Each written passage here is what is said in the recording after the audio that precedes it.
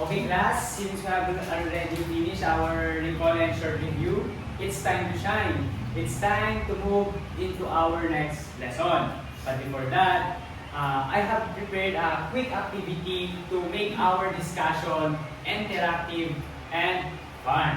This activity called Flat Chess. Who among you plays chess?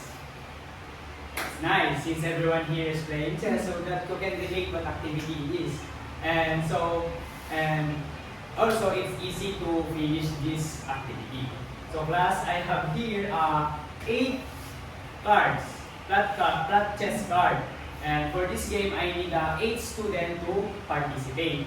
Don't worry if you are not part of the 8, because you can still help your classmate to answer quickly and correctly, because teamwork is welcome.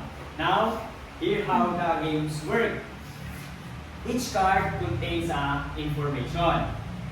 You find number of steps, this move, which is pawn e2, and player is white or your color, move to point e4. For example, in this card, number of step is 1. This move is pawn e2. The player is color white and move to e4. Any question before we begin? None, sir. If not, then let's start. I'll now hand out the flat chess card to our 8 student to participate in our activity. So since I already gave the cards to our 8 students, so let's start. So for your reference, I make example first. For example, in this point E2, I put pawn E2 to point E4. So since I put the first step, now the second step will go in front and perform. So Miss Jaira, please flat the points.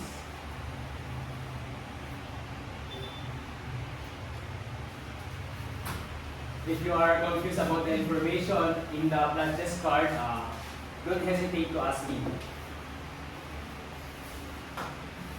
Thank you, Miss Jaira. Thank you.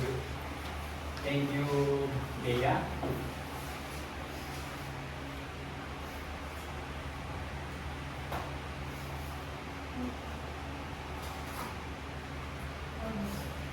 Thank you, Jaira. The 5th step. Veron, please go on.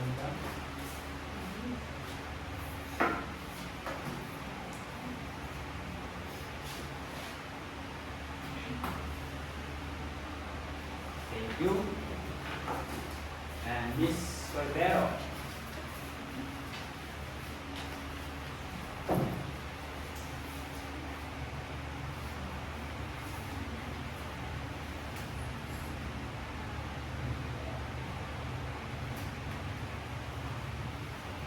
The 7th step.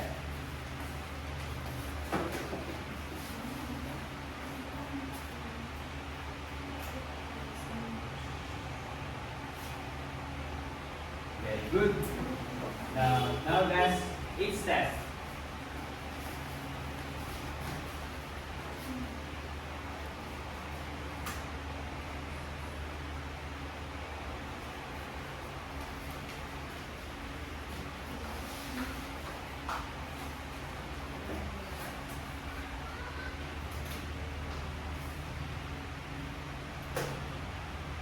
So, thank you class. So, the team is checkmate in the point F7. So, since the activity is already done, I can ask first, what can you notice or what can you learn about the activity? Veronica? It helped me visualize how that works. Very good. And to everyone, great job. You will done in plotting points. I saw how you work together, follow the steps, and help each other understand the moves. Now that we have completed the game, let's take a moment to reflect through this activity. You learn how to read and interpret movement, how to track positions, how to visualize step on a grid, just like plotting points in mathematics. Class, may I ask if you are enjoying in our activity? Yes, sir. Okay, thank you for that. Let's carry that energy and focus into our discussion. Are you ready? Yes, sir. So let's begin in our lesson for today. Our lesson for today is all about plotting points on a Cartesian coordinate plane.